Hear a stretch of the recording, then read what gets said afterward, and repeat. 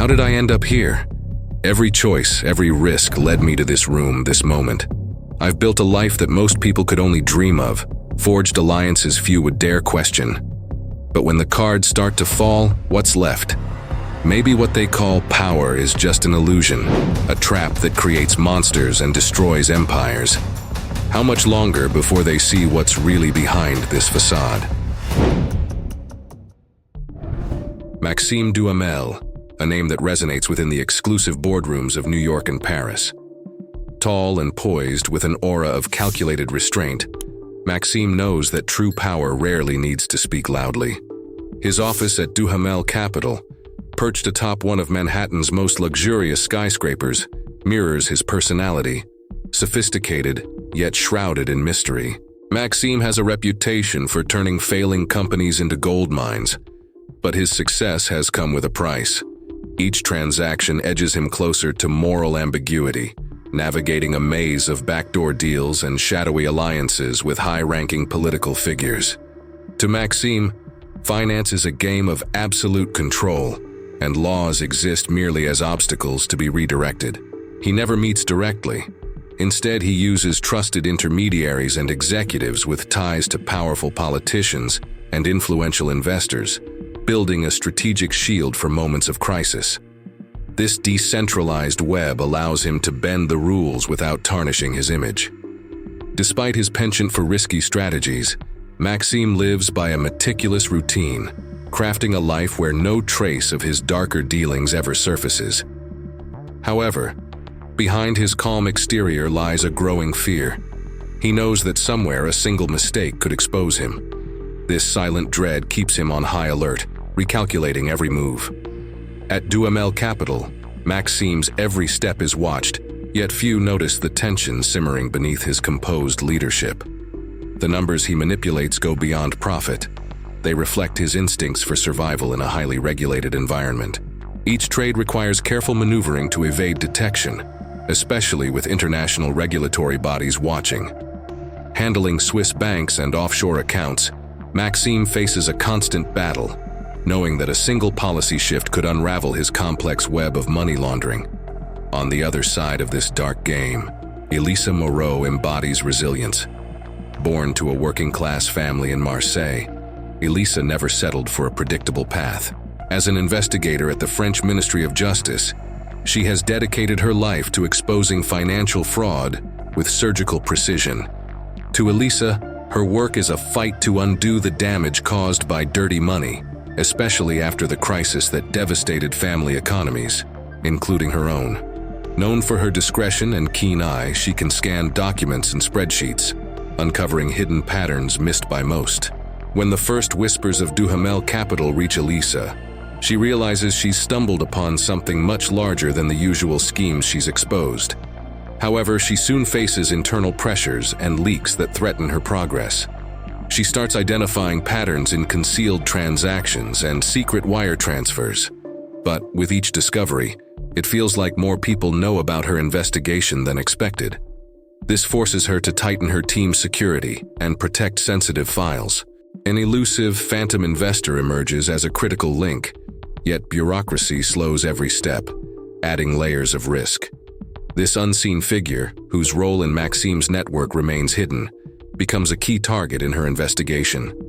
Each new discovery inches her closer to a direct showdown with Maxime, even if he doesn't yet know she exists.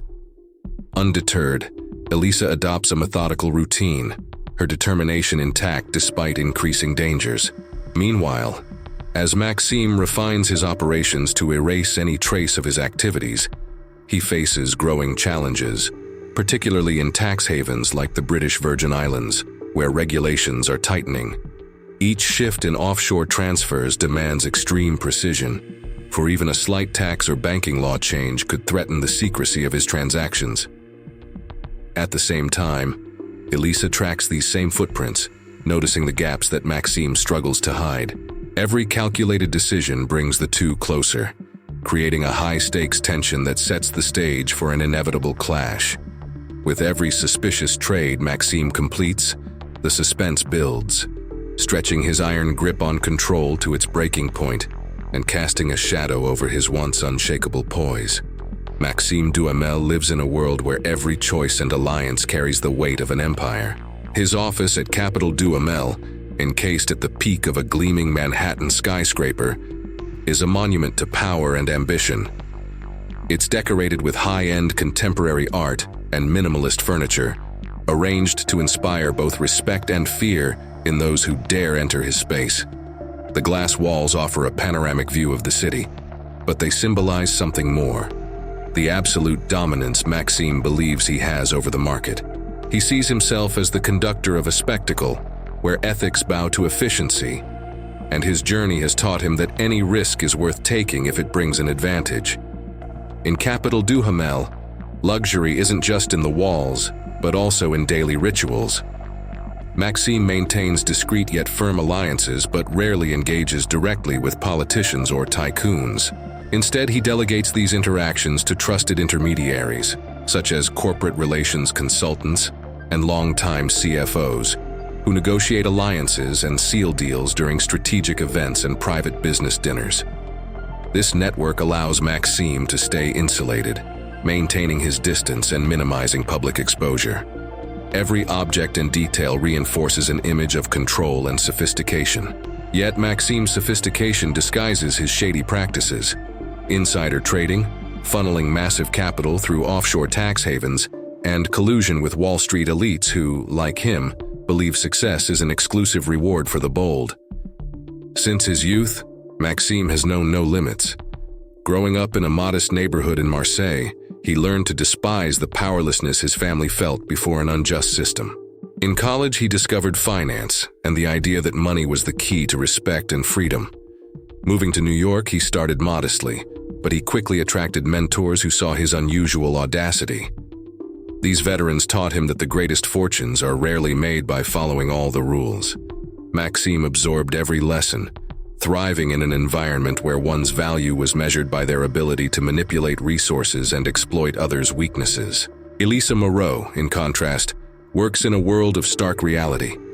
Her office at the French Ministry of Justice is modest and functional, filled with files and stacks of documents detailing Wall Street crimes that she's determined to expose. Unlike Maxime, Elisa shuns luxury. Her focus is on details that slip by unnoticed to others. Elisa also had a tough youth, but instead of being lured by wealth, she was shaped by loss. Her family, middle-class workers, lost nearly everything in the 2008 crisis when their bank collapsed. She saw firsthand how distant decisions could destroy ordinary lives, and she vowed to do whatever it took to correct such injustices. Elisa was one of the first to delve into financial crimes in France. Obsessive in her pursuit of justice, she works nights and weekends, identifying patterns that point to complex fraud and corruption networks. Her colleagues know she's sharp and determined, though few understand the scars driving her. For Elisa, exposing Capital Duhamel and its founder is more than a professional case. It's a personal mission that echoes her own story, a way to settle the score with a past marked by loss and betrayal. The financial world where Maxime and Elisa clash is ruled by greed and opportunism. Wall Street is the perfect battleground, where the most powerful, ruthless investors gather, and where Maxime has branded himself as a capital genius. As he rises, illustrious figures back him, shielding him from regulatory attacks and allowing his methods to continue unchecked. But a silent code exists among these giants. They all know the unspoken rules. Maxime uses his network to his advantage, navigating carefully through a system where the law can be bent, but not without risk. He has assets stashed away in offshore havens like the Cayman Islands and Luxembourg, but constant changes in international banking regulations and compliance audits make the process complicated. Every transaction demands careful analysis to avoid red flags, forcing him to recalibrate alliances and camouflage movements to retain power without exposing his illegal operations. Elisa, meanwhile, fights against a resistant system with limited resources and a small team. Despite discoveries that take her deeper into Maxime's web of corruption, her investigation runs into constant bureaucratic obstacles. Crucial documents take weeks to be released, and her search warrants undergo lengthy approval processes. Each step is hindered by legal roadblocks and superiors questioning the impact and cost of such a sweeping investigation. She begins to realize that Capital Duhamel is just the tip of the iceberg. Its takedown could shake structures that extend far beyond one company, challenging the very foundation of the global financial system. This realization only fuels her determination, as she knows that if she fails, Maxime will continue to operate in the shadows, amassing wealth and power at the expense of countless lives. Thus, the story deepens the contrast between Maxime's refined, subtly corrupt world and Elisa's relentless pragmatism, embodying pure determination against a system that favors the strong. As events unfold, the dark personal motivations of both characters intertwine, each seeing the other as an obstacle to their deepest goals. Both know that the conflict has only just begun, and victory will require more than simple tactics. It will demand pushing the limits of their convictions. The showdown between Maxime Duhamel and Elisa Moreau reaches dangerous heights as Elisa, closing in on solid evidence, intensifies her probe into Capital Duhamel. Utilizing her web of contacts and investigative skills, she penetrates elite financial circles, shadowing Maxime's moves. She uncovers that his maneuvers aren't just daring financial transactions. They're a meticulously choreographed dance of fraud and market manipulation, orchestrated to yield profits while erasing any hint of wrongdoing. Meanwhile, Maxime isn't blind to the rising threats. He feels the tightening grip around his business, but the true danger emerges with an unexpected financial crisis that shakes his network. His once loyal elite investors and political allies, fearing for their own empires, begin to question the stability of Capital Duhamel. Among these allies is Alain Leclerc, a Wall Street veteran and Maxime's closest confidant. Alain had long viewed Maxime as a visionary risk-taker, but now starts to have doubts. As suspicion simmers among his allies, Maxime is forced into moral dilemmas.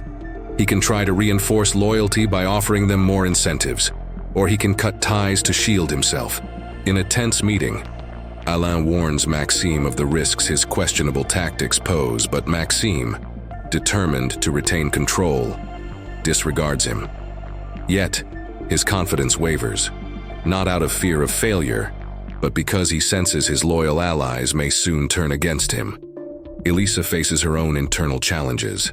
Among her colleagues at the public prosecutor's office is Sophie Laurent, a young, promising investigator who deeply admires Elisa's commitment.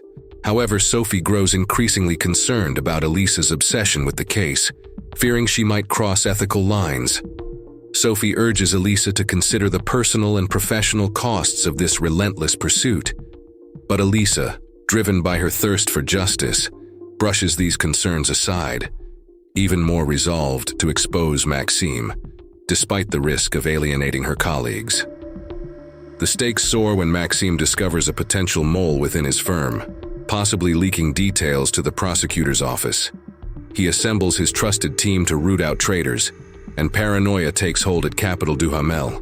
Among his employees is Thomas Dubois, a young analyst who harbors a secret admiration for Elisa and feels conflicted working in such an ethically murky firm. Thomas starts questioning his role but knows leaving won't be easy. Maxime, the ever-calculating strategist, keeps everyone under subtle surveillance. As Elisa closes in, Maxime takes one of his boldest gambles yet. He decides to channel significant resources to an offshore haven, a desperate attempt to safeguard his fortune should the investigation escalate.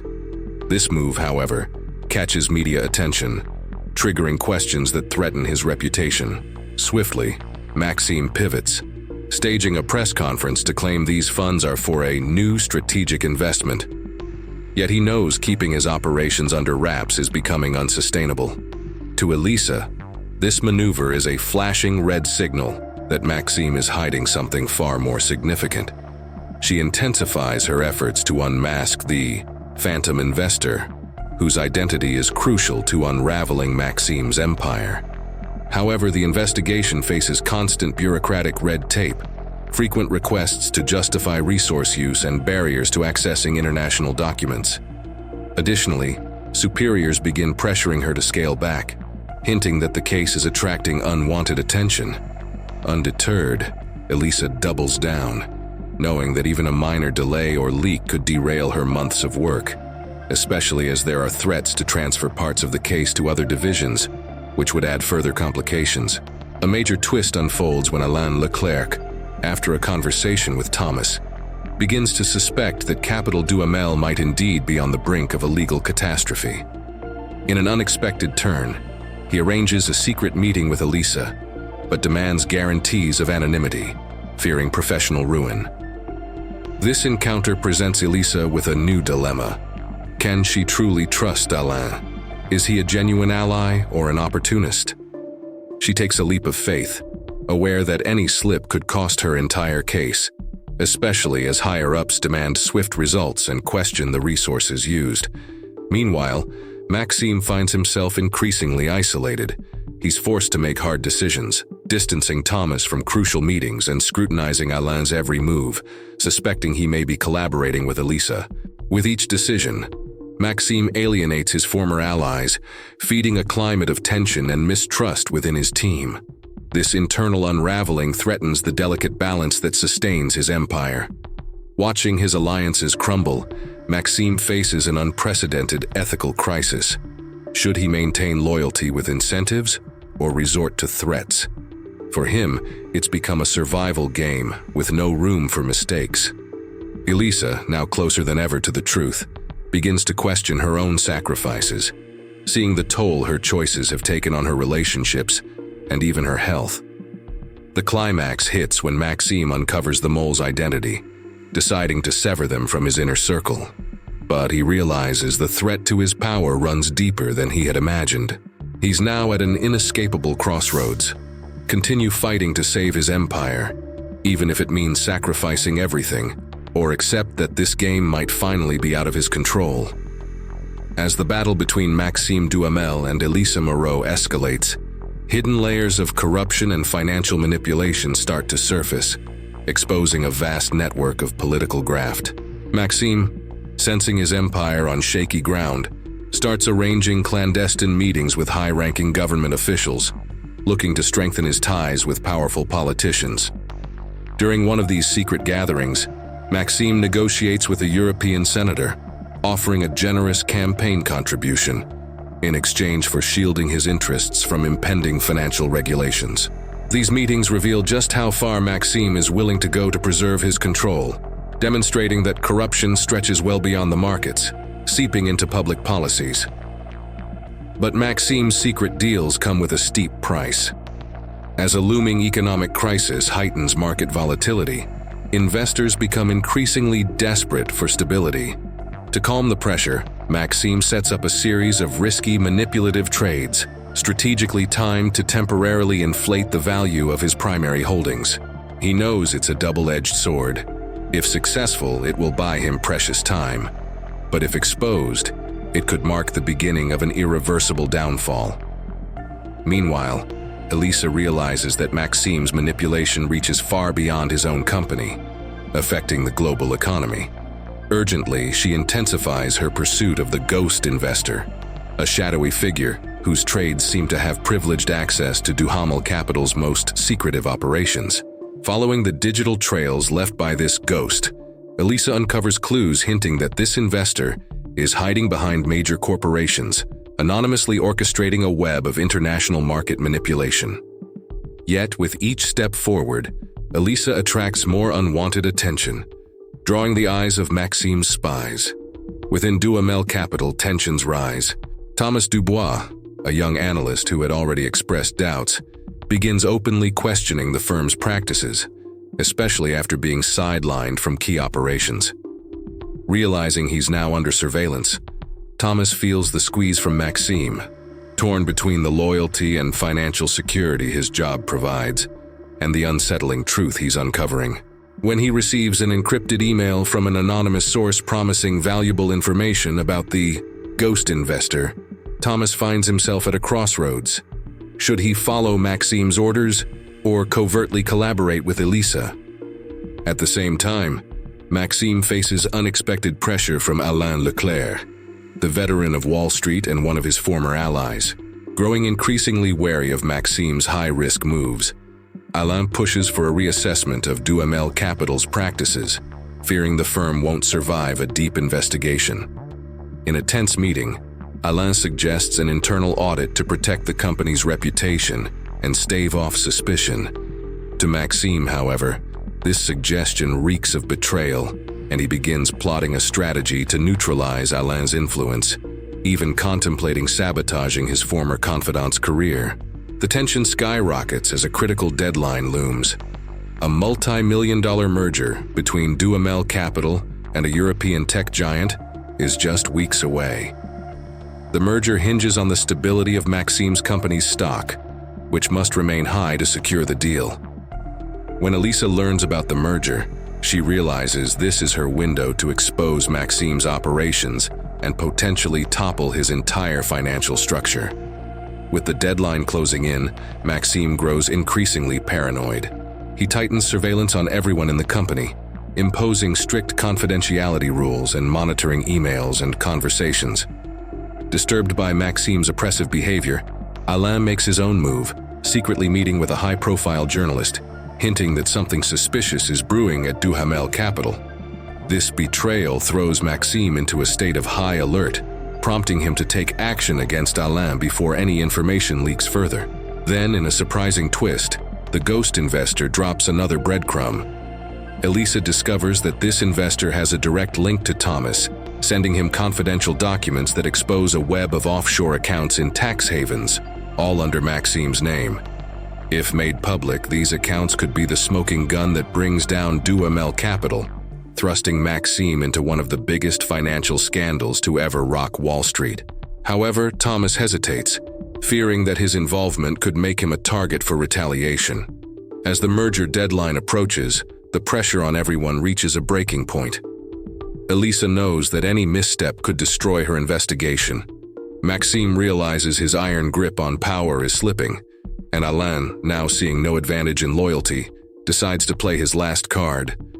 In a desperate move, Maxime tries to root out any potential traitor, but his support network is already crumbling.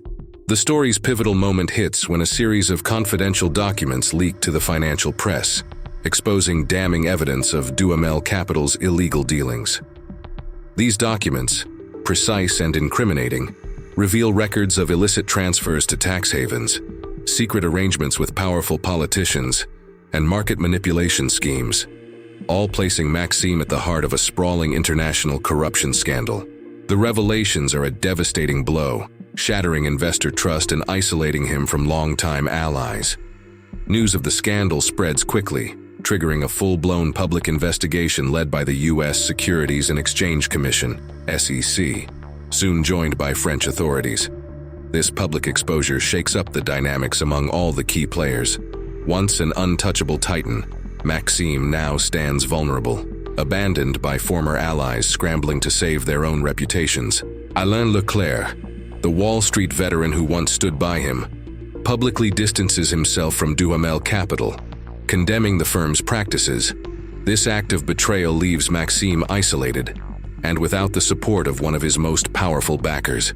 Alain, under intense pressure, makes a deal with the authorities, offering information in exchange for leniency, transforming into a key informant against Maxime.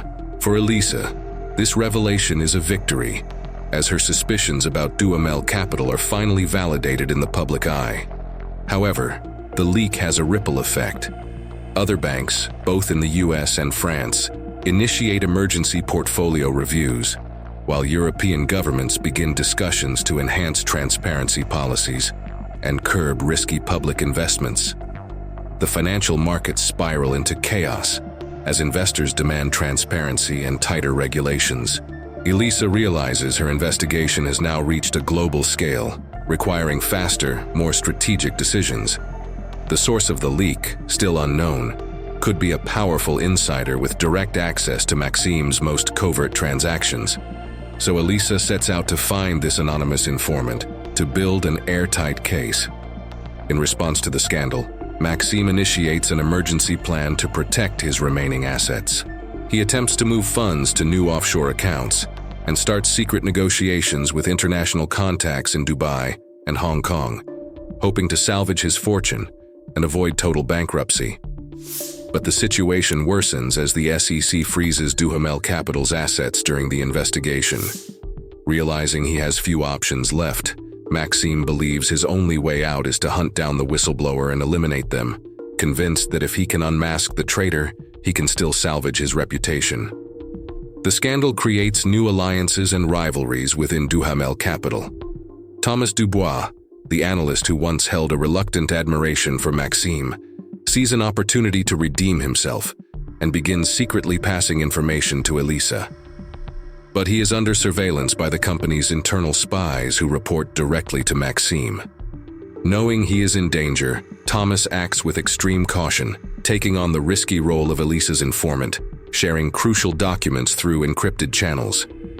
Growing increasingly paranoid, Maxime suspects everyone around him. He tightens his grip on the team, ramping up security and instituting a zero-tolerance policy for betrayal.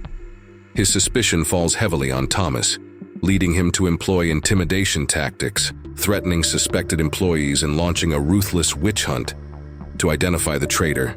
This atmosphere of fear escalates, prompting several employees to abandon the firm, wary of the risks that come with being associated with Duhamel Capital. The fallout reaches Alain Leclerc, who, after making his deal with the authorities, becomes a target of Maxime's wrath. In a last-ditch attempt to retaliate, Maxime exposes damaging secrets about Alain, accusing him of involvement in shady deals. But this move backfires, as Alain, now fully committed to the investigation, decides to provide even more damning evidence, including a comprehensive dossier on Maxime's clandestine activities over the years. This dossier becomes a powerful weapon for Elisa, offering her the leverage needed to bring down Maxime's network of corruption once and for all. Meanwhile, the ghost investor finally makes a direct appearance, contacting Elisa with an encrypted warning.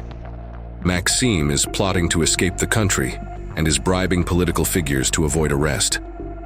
The mysterious informant reveals that Maxime plans to board a private jet to a country with no extradition treaty, relying on hidden financial reserves to ensure his survival. Realizing this is her last chance to capture him, Elisa mobilizes her team to prevent Maxime's escape. As the walls close in, Maxime is forced to confront the grim reality that his empire, built on lies and manipulation, is on the brink of collapse. The press, the government, and even his former partners now view him as a symbol of unbridled greed and corruption. In his desperation, Maxime gathers a few trusted executives, proposing a loyalty pact in exchange for future financial favors if he can somehow revive Duhamel Capital. Yet few are willing to risk their own careers for a man who, to them, is already a sinking ship. The turning point unleashes a tidal wave of devastating consequences for Maxime Duhamel and the financial market. The revelations of Capital Duhamel's fraudulent scheme rock investor confidence, triggering an immediate collapse in the company's stock value. The New York Stock Exchange panics, with shares of multiple companies linked to Capital Duhamel plummeting in a chain reaction. In the days that follow, the media covers the scandal relentlessly, painting Maxime as the epitome of unchecked greed and abuse of power on Wall Street. Maxime's public image, once celebrated as a genius investor, is irreparably destroyed. Editorials and experts openly criticize him, using him as a prime example of a flawed system that enriches the few while harming the many. Major international banks issue statements reaffirming their commitment to ethical practices, while both European and American governments begin implementing new regulations to more closely monitor high-risk transactions. Public pressure mounts, intensifying calls for reforms to address the loopholes that allowed Maxime's fraud to thrive. The public outcry is immediate. Protests erupt on the streets of Manhattan and Paris, with crowds demanding stricter regulations and harsher penalties for financial crimes. Central banks in several countries announce internal audits to root out similar practices, and legislators propose investigative commissions aimed at understanding the impact of frauds like Maxime's on pension funds and small investors, exposing a wave of global outrage and response. The public and political reactions bring rapid changes to the internal dynamics at Capital Duhamel. Employees begin leaving their positions, fearing association with Maxime's crimes, while others are summoned to testify, creating an atmosphere of tension and distrust. Alain Leclerc, now an official informant, tries to minimize his involvement and salvage his own image, though he knows his name will forever be tied to the scandal. He sees Maxime's betrayal as an irreparable wound, preparing to face the legal and financial fallout of his involvement. For Elisa Moreau, the fallout confirms her suspicions and strengthens her resolve. Yet she is also faced with the emotional complexity of the case, realizing the depths of corruption run even deeper than she anticipated. The evidence points to high-ranking political figures, placing Elisa at a crossroads. Should she focus solely on Maxime, or seize this moment to expose the entire network of complicity that shielded his crimes for years? Despite the success, she begins to wonder if she can press forward amidst pressures from superiors, wary of compromising sensitive political relationships. Maxime, now isolated, watches as his situation spirals out of control. Cornered, he attempts to reach out to former allies but finds nothing but closed doors. Politicians and business magnates who once stood by him are now more focused on preserving their own careers and reputations than saving their former partner. With no alternatives left, Maxime is forced to face public ruin and the real possibility of prison. His companies collapse one by one, assets are frozen and banks suspend credit lines, leaving him with no maneuvering capital. He is forced to reckon with the collapse of his empire, watching as his creation disintegrates into financial ruin. The scandal's impact reverberates across international markets. Large European and Asian companies previously associated with Capital Duhamel launch emergency audits and security reviews to protect their assets and avoid damaging associations. Some Asian countries, fearing market contagion, announce temporary restrictions on foreign investments, while the US and European governments intensify oversight on offshore transactions. Financial institutions issue public statements reaffirming their commitment to ethics and transparency, hoping to maintain the trust of clients and investors. Investment funds suffer major losses and declare bankruptcy, while institutional investors, once protected by Maxime's promises, begin demanding compensation for their losses. Confidence in the financial market is shaken, with some sectors halting operations, further exacerbating the economic crisis. Within the French Ministry of Justice, Elisa gains recognition for her handling of the case, but faces resistance from colleagues and superiors cautious of the investigation's political implications. Sophie Laurent, the young investigator who previously expressed skepticism, now supports Elisa, realizing the importance of exposing the entire network of corruption. Together, they form a solid alliance to strengthen the case. But Elisa finds herself torn between loyalty to Sophie and the pressure from authorities who attempt to limit the investigation's scope. The scandal's deepening impact profoundly affects Thomas Dubois, the young Capital Duhamel analyst who, after secretly collaborating with Elisa, now fears for his own safety. He decides to testify against Maxime, though he realizes his involvement may permanently tarnish his career, sparking a moral crisis. For Thomas, the dilemma between staying true to his principles or safeguarding his future becomes increasingly difficult to resolve. Yet he knows that exposing Maxime is the only way to end the manipulation and abuse of power. As the investigation unfolds, Elisa faces a critical decision. How far should she go to dismantle the web of corruption? The scale of the scandal reveals that Maxime's downfall is merely the beginning of a long battle against a system that enabled his fraud. But now she grapples with mounting pressure from her superiors and the risk of compromising allies. The story reaches a juncture where every action Elisa takes could redefine the fate of the case and affect public trust in financial and governmental institutions. The intensity of the reactions and the repercussions transform what was once a conflict between two individuals into a global crisis of confidence in the financial system. Central banks from different countries convene emergency meetings to discuss strategies for protecting against similar frauds, and preventive measures begin to roll out across various economies. Regulatory agencies worldwide announce new guidelines for international transactions, while insurance companies review their corporate fraud protection policies. Maxime's case becomes a landmark in debates over market transparency, marking a turning point in the fight for financial ethics. With each new development, it becomes clear that the impact of Maxime's scandal will be felt by far more people than he ever anticipated. For everyone involved, Maxime Duhamel's story leaves a bitter lesson about the fragility of alliances, the volatility of power, and the steep price of unbridled ambition. Maxime Duhamel, once at the pinnacle of power, now lived a solitary life in his cell. All that remained of his empire were the weight of poor decisions and the distant echoes of luxuries that now felt like faded memories. In the silence of his new reality, he faced the loss not just of his freedom, but of the control that had always been his foundation. Meanwhile, Elisa Moreau, the relentless prosecutor who brought him down, also felt the toll of her choices. After months of intense work, she decided to step back from the public prosecutor's office. Trading the constant pressure of courtroom battles for a small apartment in Marseille, she spent her afternoons walking along the beaches, reconnecting with her roots.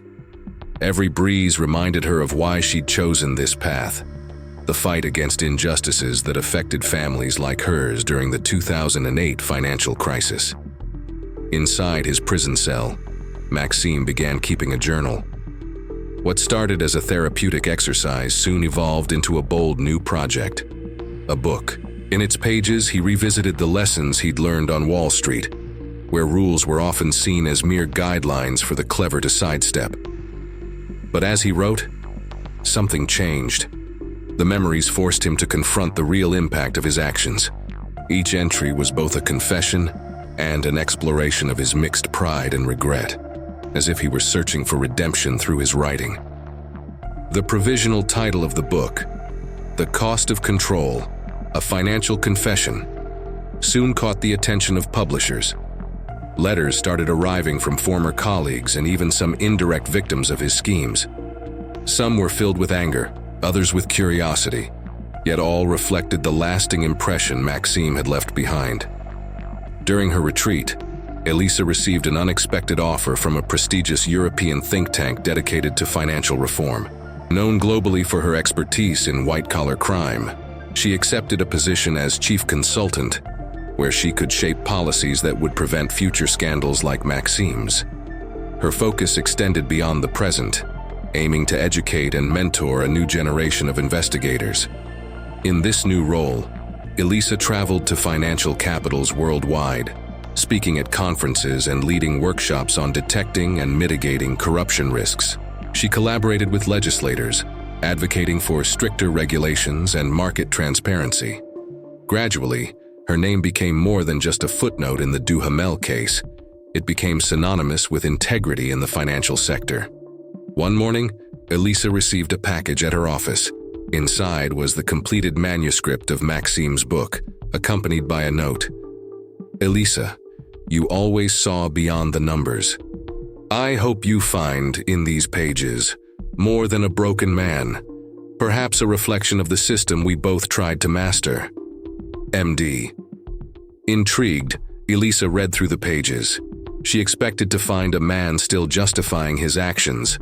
Instead, she discovered traces of remorse and a sincere desire for understanding. The book revealed a Maxime who understood all too late the cost of his relentless pursuit of power. Months later, as part of a documentary, Elisa agreed to visit the prison for an interview with Maxime. Their conversation held an unexpected tone of mutual respect. Elisa no longer saw only the embodiment of greed. She saw a man who, despite the lateness of it all, was reaching for redemption. Maxime, in turn, acknowledged that his greatest loss wasn't his empire, but his failure to create anything truly meaningful or lasting. Their journeys underscored a fragile balance between punishment and redemption. For Elisa, victory wasn't just seeing Maxime behind bars. It was ensuring that the lessons learned would inspire real change to prevent future abuses. For Maxime, isolation had brought a new perspective on power, control, and the consequences of his choices. Their story left a message that was as clear as it was sobering. In the high-stakes world of finance, the pursuit of power comes at a cost that no one can truly afford. After the shocking downfall of Maxime Duhamel, the financial market seemed to reach a fragile balance. But soon, new rumors began to spread. A wave of massive mergers and acquisitions set off alarms, and Elisa Moreau was called back into action. Preliminary investigations suggested that Maxime's former allies were regrouping, this time under the leadership of a new mastermind, someone equally ambitious, but far more cautious. Elisa gathered her now seasoned team to sift through the initial evidence. Hidden within seemingly legitimate transactions were familiar patterns of money laundering and market manipulation. Meanwhile, Alex, once known as Mr. X, worked behind the scenes, tracking encrypted communications and hacking into the digital defenses of the suspects. Attention soon focused on a billion-dollar merger between two prominent European conglomerates. Despite their reputable image, these companies were mere fronts for darker operations. Elisa realized this merger could spark an even larger corruption ring than Maxime's. To take it down, Elisa had to act fast. The merger was set to finalize in weeks, and a single misstep could cement a new criminal financial empire. Within her team, Sophie Laurent, a young investigator who once questioned Elisa's methods, had become a trusted ally. But not everyone shared their determination. Some in the public prosecutor's office, pressured by higher-ups and political influencers, started showing hesitation. Elisa knew that tackling this threat would require fighting external enemies, as well as the mounting internal resistance. Meanwhile, Alex faced a personal dilemma. During an infiltration, he discovered that parts of the illegal financial operations intersected with his old network. The chance that former allies might betray him raised the stakes even higher. Yet, he resolved to press on, driven by his own sense of reparation. Elisa uncovered a critical event on the horizon, an international investors' conference where the merger's key players would gather. This would be the perfect stage to reveal the evidence and halt the transaction. She crafted an ambitious strategy: infiltrate the conference with her team while simultaneously alerting the media and financial authorities. But their adversaries knew they were being watched. In the days leading up to the conference, Elisa faced intimidation attempts. Anonymous messages appeared at her doorstep, and Alex endured a cyber attack that almost jeopardized their entire system. Despite the threats, they stayed locked on their target. The nights before the conference were tense. Each document they reviewed uncovered another crucial piece of the puzzle. A web of offshore transfers and coded communications pointed to an invisible investor with the power to direct the entire operation. Elisa and Alex realized that without exposing this elusive mastermind, the scheme could persist even after a public expose. Then, on the eve of the conference, they uncovered a shocking lead: a document linking the invisible investor to a high-ranking European politician. This raised the stakes dramatically. Elisa understood that confronting political heavyweights put not only her career, but her safety at risk. The morning of the conference, tension filled the air. Armed with damning evidence, Elisa and Alex positioned themselves strategically. As Elisa prepared to confront the suspects in person, Alex orchestrated the operation in real time, ensuring the information would hit major news networks. The stage was set. In just a few hours, the fate of the new corruption network would be decided. The conference room, aglow with spotlights and cameras, was filled with tension. Top executives and influential politicians filled the seats, exchanging ideas on global financial strategies. Elisa Moreau, poised and perfectly composed in her tailored suit, walked to the stage. With a single click, the massive screen behind her lit up, displaying the title, "Merger or Fraud: The Truth Behind the Billion-Dollar Transactions." The murmurs ceased. Elisa began by presenting the official figures for the billion-dollar merger between two prominent European conglomerates. At first glance, the numbers seemed impeccable, but as her presentation continued, she exposed shocking discrepancies. Each fact she revealed was backed by official documents and concrete evidence, displayed in real time on the screen. Behind this transaction, Elisa announced firmly, lies a complex network of money laundering and market manipulation, and most importantly, a deliberate effort to conceal the identity of a shadowy figure who controls these operations with surgical precision. She paused, allowing the tension to rise. Then, with a calculated move, she revealed the identity of the ghost investor, Philippe Charpentier, a well-known European politician and mentor to young financial leaders. The room erupted in gasps and whispers. Philippe, who had been sitting calmly in the front row, turned pale. Philippe Charpentier used his political position to shield and expand this network, Elisa continued.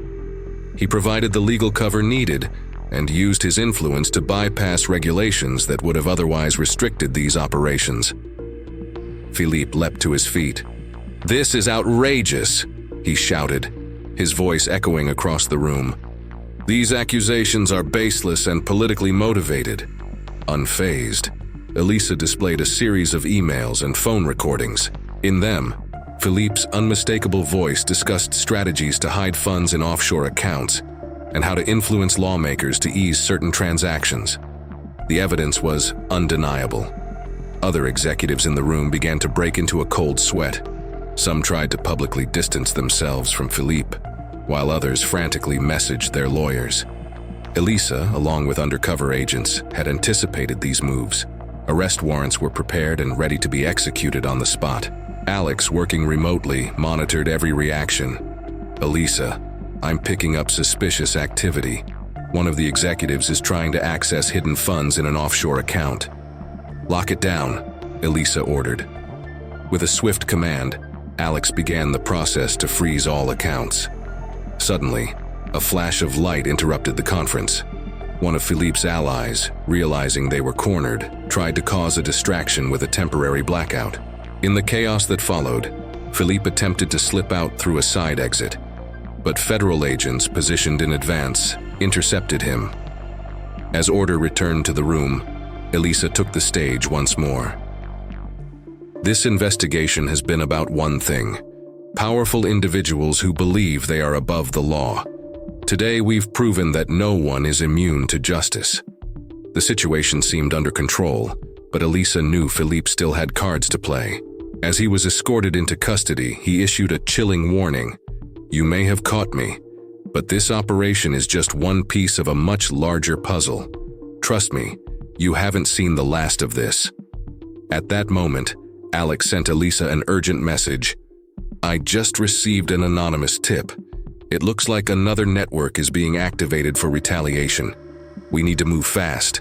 Elisa realized that while they had dismantled the primary operation, Philippe's allies were already making moves on a grander scale. She took the microphone one last time. "This is a significant victory, but the work is far from over.